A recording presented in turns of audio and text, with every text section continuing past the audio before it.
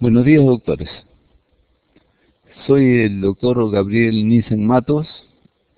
Tengo a mi cargo la jefatura de la asignatura de metodología, en la que me acompañan los doctores Pacheco y Navarrete. En esta sesión vamos a trabajar las dos primeras clases virtuales que abarcan el planteamiento del problema y que estarán a mi cargo. Van a suponer una entrega posterior de los ejercicios que se solicitarán tanto para el foro como para tareas. El tema puntual que vamos a abordar es el planteamiento del problema.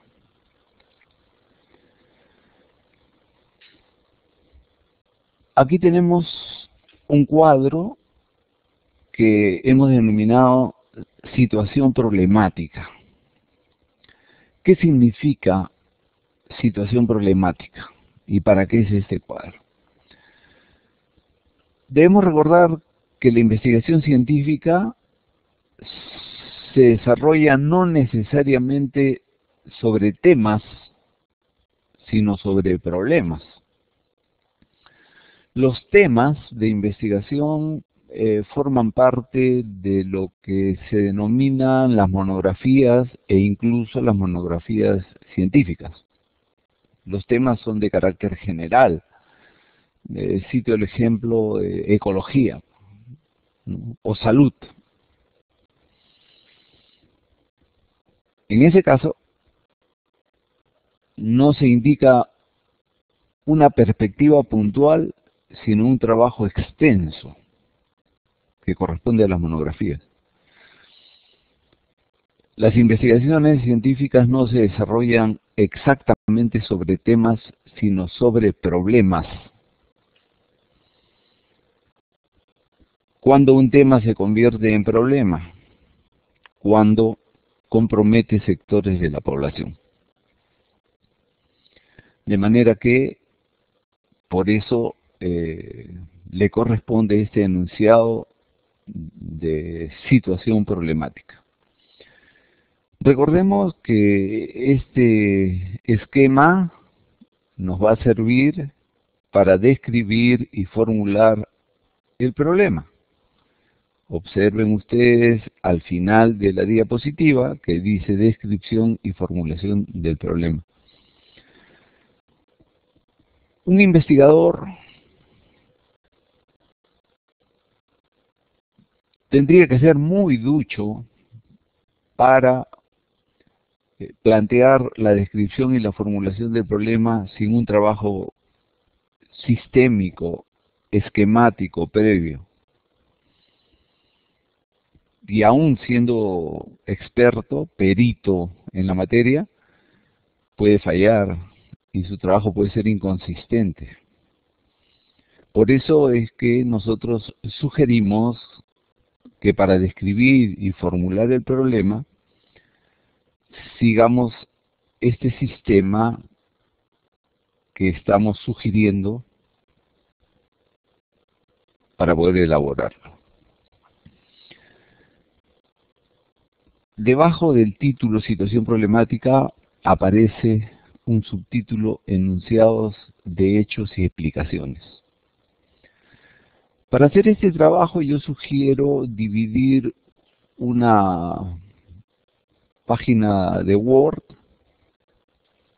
en dos columnas.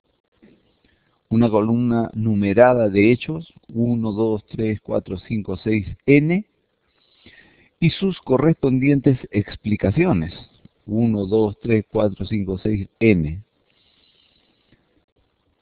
Los hechos y explicaciones están vinculados, es decir, al hecho 1 le corresponde la explicación 1, al hecho 2 le corresponde la explicación 2, y así sucesivamente. Los estudiantes me preguntan generalmente: doctor, ¿cuántos hechos y explicaciones requiero para mi proyecto? Porque de lo que se trata aquí es de la elaboración del proyecto durante las 8 semanas de clases que tenemos.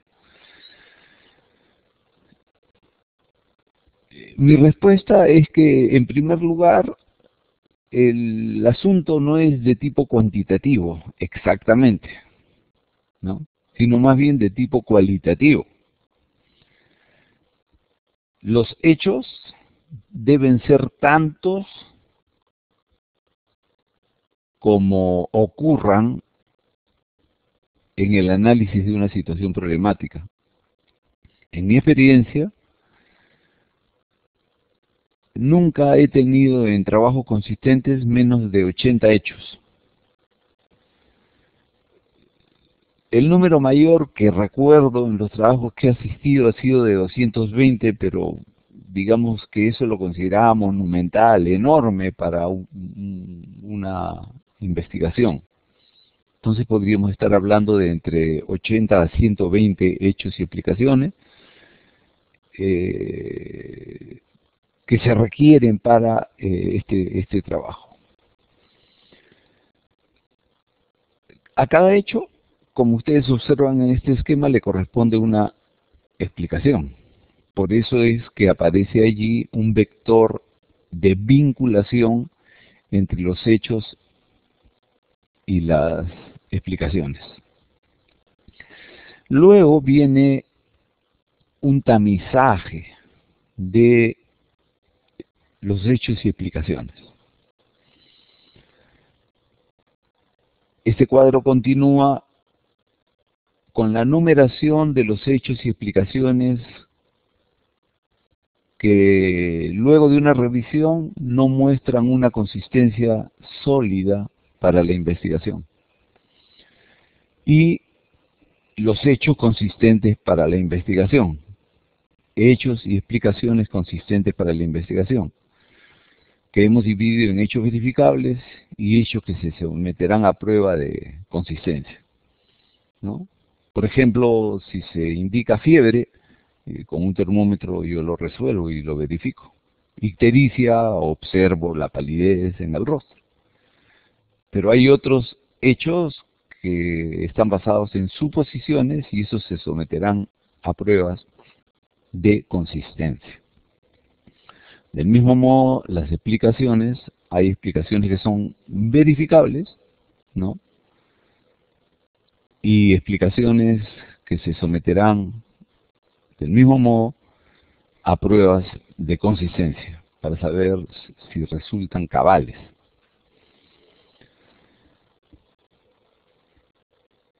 Este conjunto de materiales es lo que les va a permitir a ustedes finalmente describir y formular su problema de investigación.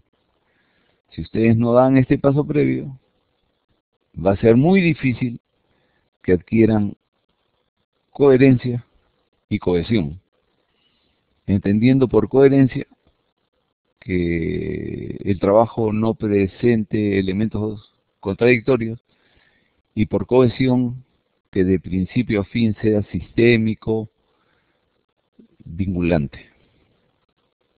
De modo que esta sugerencia puntual se las trasladamos a ustedes como esquema previo para la elaboración de su propio proyecto en cuanto atañe a descripción y formulación de problemas. Cumplido este trabajo, entonces ya podemos describir y formular el problema. Observen ustedes el esquema que vamos a seguir: descripción de la realidad problemática y formulación del problema. Para esto requerimos el cuadro previo. Lo demás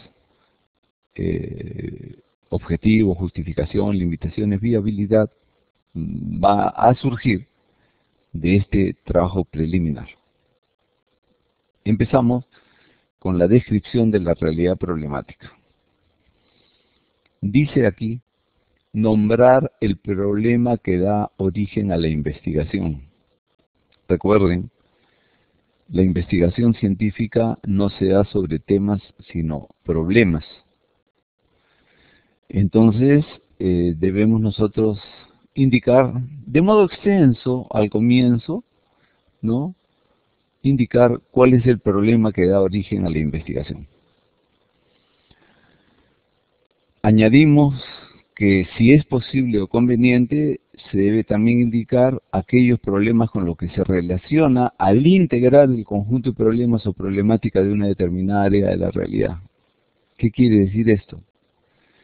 Que puede haber problemas conexos al que nosotros queremos abordar.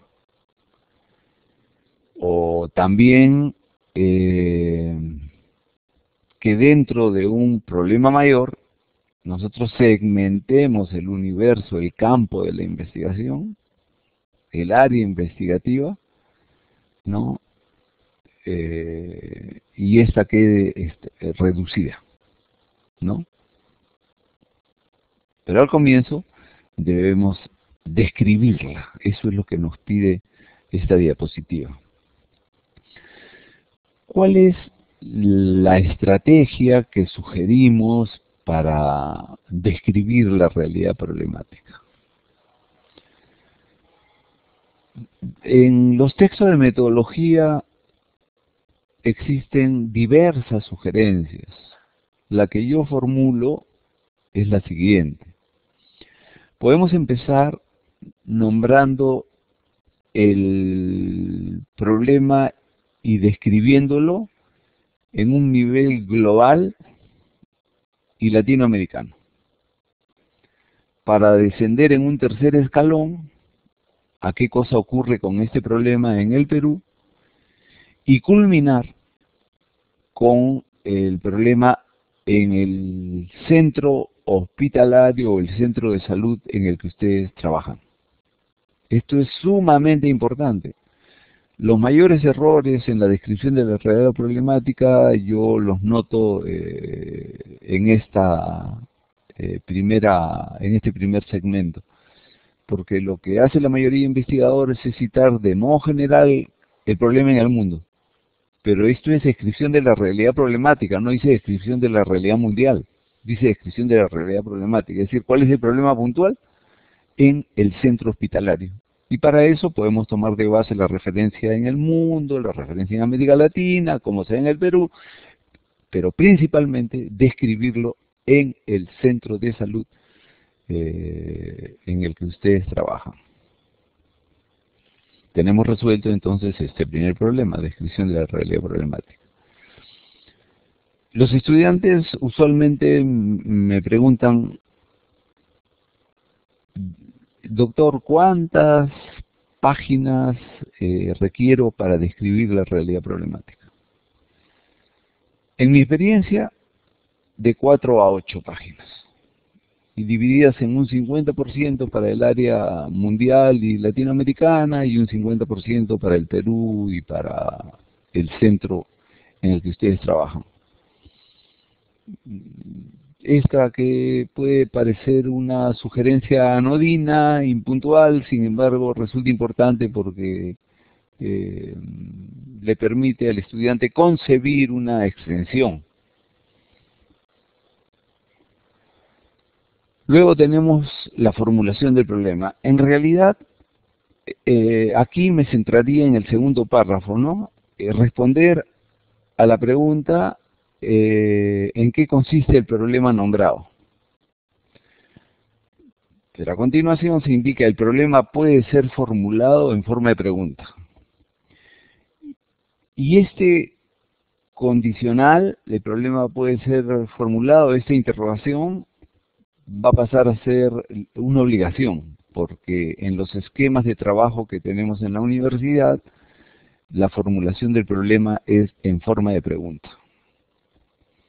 Sugiero no más de un párrafo, en la que se indique en qué consiste el problema nombrado. Recuerden que el problema nombrado es el que se ha formulado en la segunda parte de su descripción del problema. Adicionalmente, ustedes pueden indicar también si van a abordar todo el problema o parte del problema. Sobre eso también tengo una recomendación puntual. Para tesis con las características de la especialidad o para trabajos científicos, trabajos de investigación con las características de la especialidad, lo que requerimos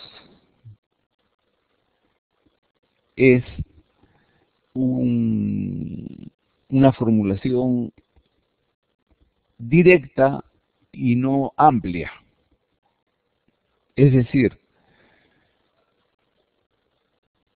en esta primera fase de investigación que desarrolla un estudiante por especialidad, nosotros queremos cumplir con una serie de objetivos. El primer objetivo que queremos cumplir es ver las capacidades de investigación del estudiante,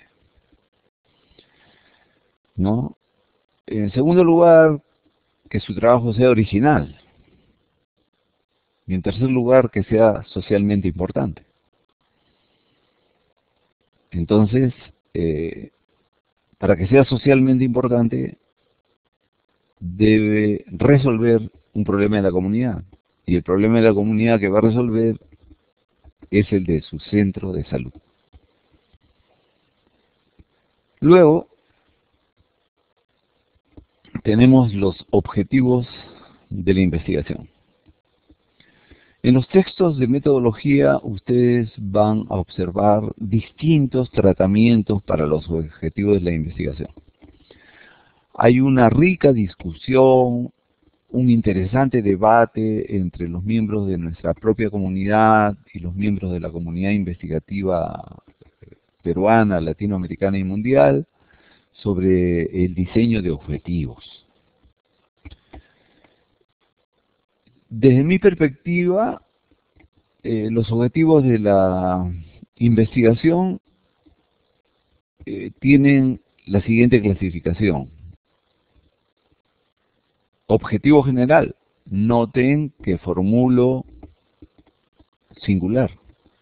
No digo objetivos generales de investigación. ¿Por qué? Porque si yo planteo varios objetivos, me estoy embarcando a desarrollar varias investigaciones. Con un objetivo voy a formular una investigación. Entonces, el objetivo general se formula preguntándose, ¿para qué se realiza la investigación? ¿Para qué se realiza la investigación? Y yo sugiero aquí verbos teóricos. Repito, en los textos de metodología van a encontrar diversas perspectivas. Esta es la sugerencia del profesor. Aquí sugiero el uso de verbos teóricos y no de acciones. Los verbos teóricos pueden ser conocer o estudiar, ¿no? El objetivo de la investigación es conocer tal cosa o estudiar tal otra. Y los otros dos verbos a los que recurro son saber y buscar. En mi experiencia, los dos primeros, estudiar y conocer, son los de mayor uso. Recuerdo pocos trabajos que hayan empleado los verbos saber y buscar. ¿Por qué los denomino verbos teóricos? Porque no indican acción. Conocer no indica acción. Los objetivos específicos sí se desarrollan con verbos que indiquen acción. Pero estos objetivos específicos deben responder a la pregunta, ¿y cómo voy a desarrollar mi objetivo general? La respuesta es desagregando con especificación conductual los logros que se pretende conseguir. ¿Qué quiere decir especificación conductual? verbos que indiquen conductas de acción, verbos que indiquen acción. Ejemplo: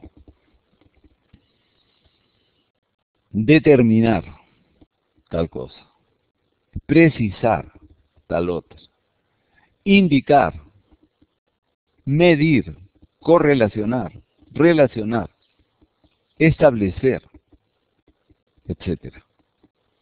Entonces ustedes deben desagregar aquellas acciones que requieren para cumplir con su objetivo general. Y se establece aquí una relación sistémica entre el objetivo general y los objetivos específicos. El objetivo general es un verbo teórico y los objetivos específicos son las acciones para cumplir con el objetivo general.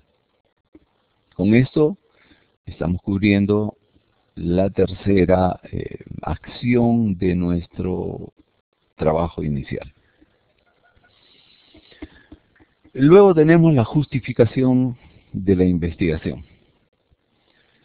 En la literatura de investigación van a encontrar ustedes diversas modalidades para justificar, ¿no?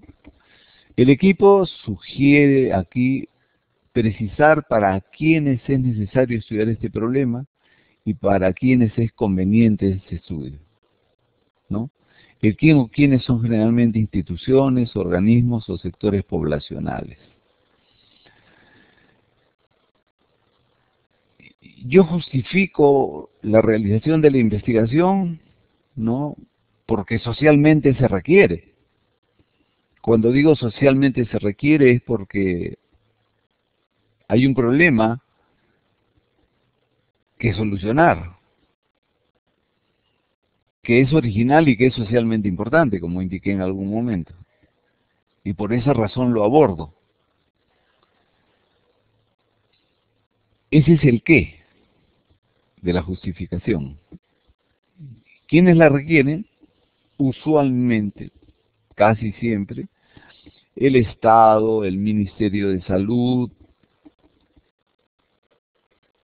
las instituciones de salud, los hospitales, las universidades, los médicos, los estudiantes y principalmente los pacientes. Eso responde a quién o a quiénes. Entonces, si ustedes siguen esa estructura sistémica para explicar ese punto, va a estar perfectamente justificada la investigación. Recuerden que investigamos problemas. Entonces ustedes deben justificar aquí que investigan para resolver este problema y qué instituciones se ven comprometidas en esta solución.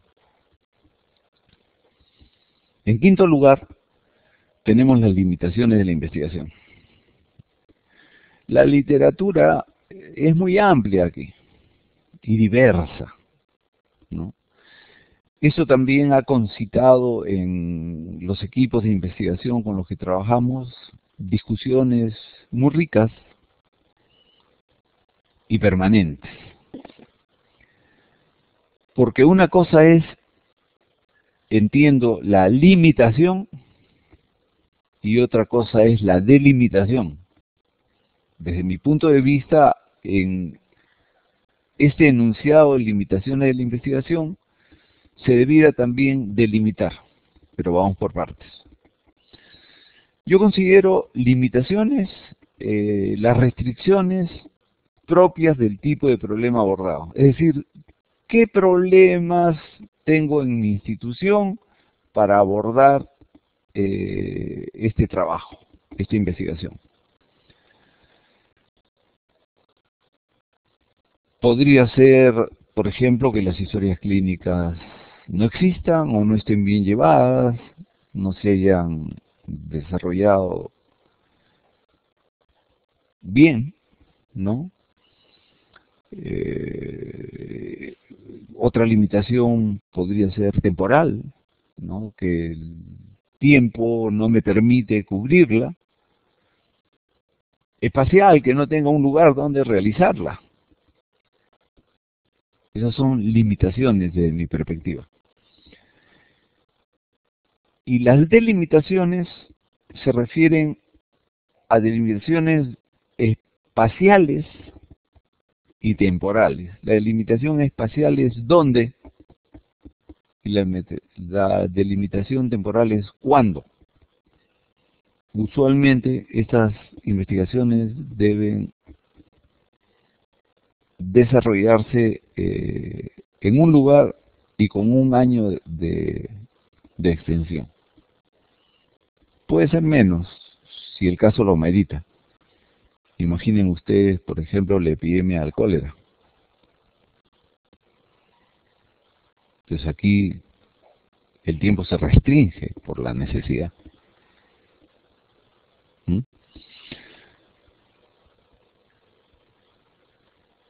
Podrían también surgir limitaciones de ámbito geográfico, que el investigador haya realizado este trabajo durante su internado en Puno, en Ucayali o Madre de Dios, por ejemplo, y ahora está en Lima. Eso es un problema, ¿no? Es mejor, si es que esto va a ocurrir, que el investigador tenga todos los datos disponibles con anticipación, porque esto va a repercutir en costos y va a derivar otros problemas colaterales. Con esto tenemos resueltas las limitaciones de la investigación.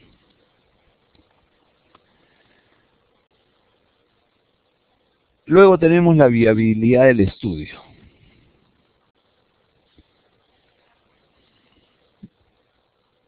Viable quiere decir, ¿es factible realizarlo? Por eso es necesario considerar la factibilidad del estudio. Y aquí hay que tomar en cuenta disponibilidad de recursos financieros, es decir, cuánto cuesta todo el trabajo de investigación, recursos humanos, qué requiero, de qué dispongo, y recursos materiales, qué necesito. Estos van a determinar también los alcances de la investigación. Y hay que señalarlos muy puntualmente para abordarlos. Finalmente, en esta primera parte es necesario referirnos a las fuentes de información.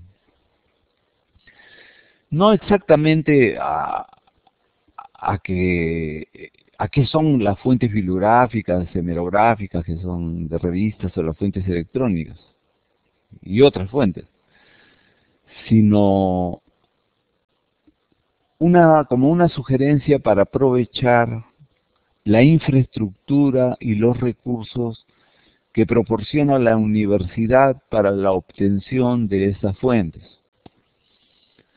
La universidad desde hace años viene esforzándose en contribuir con una fuerte base de datos científica para que nuestros estudiantes y profesores realicen el trabajo de investigación del modo más adecuado posible. Es decir, la universidad tiene contratados estos servicios. Tiene contratados y estos datos están a disposición de la comunidad docente y estudiantil. Para eso deben acercarse a la biblioteca, pedir en la biblioteca la bibliografía pertinente para la investigación que ustedes sugieren, y allí les van a dar a ustedes un primer listado de referencias con el que ustedes van a trabajar. Una segunda sugerencia, aparte de esta que es fundamental, ¿no? Una segunda sugerencia consiste en que cuando ustedes busquen en Internet fuentes electrónicas, le pongan extensión PDF. O sea, tal problema en PDF. ¿Por qué razón? Porque el PDF criba, selecciona. Ya no aparecen fuentes genéricas y aquellas fuentes que son de poca utilidad o que son repetitivas y que no están verificadas. En PDF el trabajo es más selectivo. De esta manera, ustedes van a poder abordar toda esta primera parte de la investigación, que nos tomará un mes. Recuerden que durante el desarrollo de esta asignatura taller, ustedes deben presentar un proyecto. Indistintamente este proyecto es para tesis o para trabajos de investigación. La diferencia que yo estimo que hay entre tesis y trabajo de investigación es que las tesis son para sustentarse y los trabajos de investigación son trabajos que se presentan como informes de la investigación realizada. A esto es lo que está apuntando la universidad, ¿no? En otros escalones, maestrías y doctorados, incluso para el pregrado, sí se solicitan tesis de investigación. Aquí el proyecto apunta a un trabajo de investigación que ustedes realizarán en sus respectivos centros de salud, en donde ustedes estén trabajando. Les quedo muy agradecido por la atención y ya saben que el comité de investigación del posgrado siempre está dispuesto a atenderlos y también espero que esta información les haya servido para reforzar los trabajos que realicemos en clase. Muchas gracias.